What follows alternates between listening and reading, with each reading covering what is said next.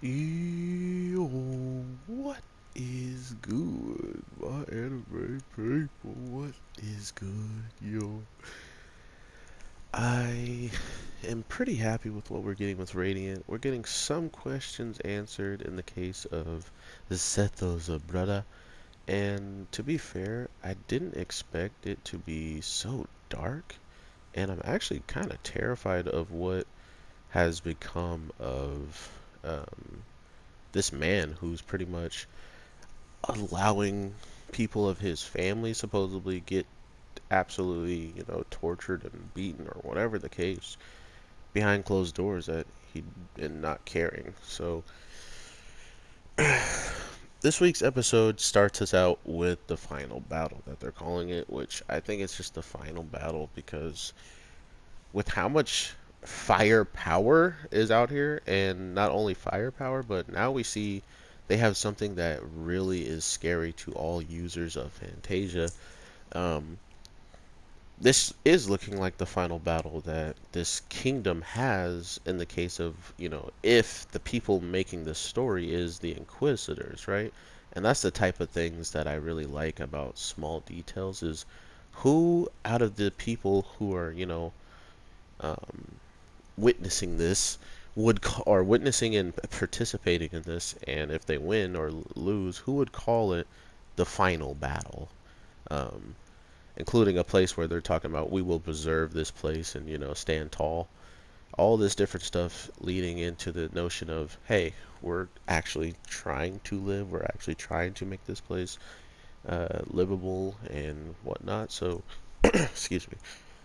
It's one of these things now that I am truly falling for in Radiant with not only them building up such a seamless level of complex, like people doing different things. For instance, Dragonov making his move on Melee to straight up try to find out where Seth could be, but for us to not get an answer if she's actually going to tell him or not. We might come back and she's in the woods in her mad form fighting him because she doesn't trust. But with the way that he just approached her, I hope she's intelligent enough to be like, okay, well, clearly he could have took me out, but instead he actually took all that skill and talent to get this close, including because she knows about what he can do with his abilities from the last arc of Radiant Season 1. She knows what he's capable of and that he's more of a ranged person than up close and personal. So that should be like a pretty tall tale sign for her.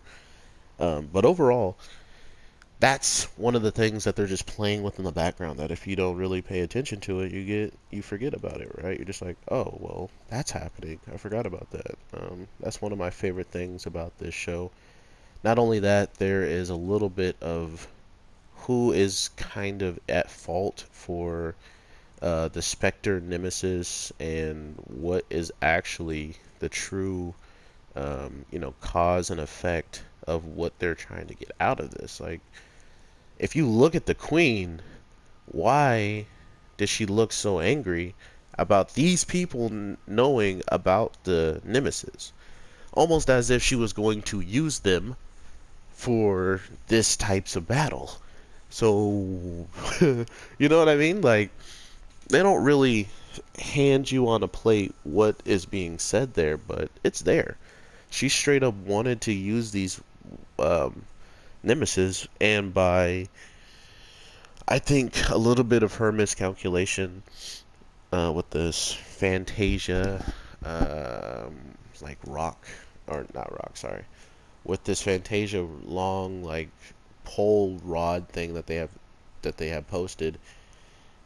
It's interesting that they didn't want to use it at the start for whatever reason. Like they wanted to let this giant queen pretty much cut loose and maybe see what she was capable of.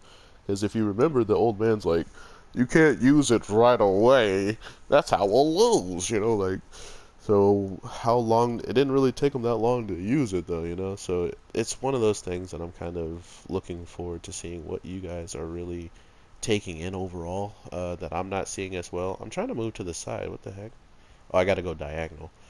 Um, but yeah, overall, this show is so great when it starts getting cooking.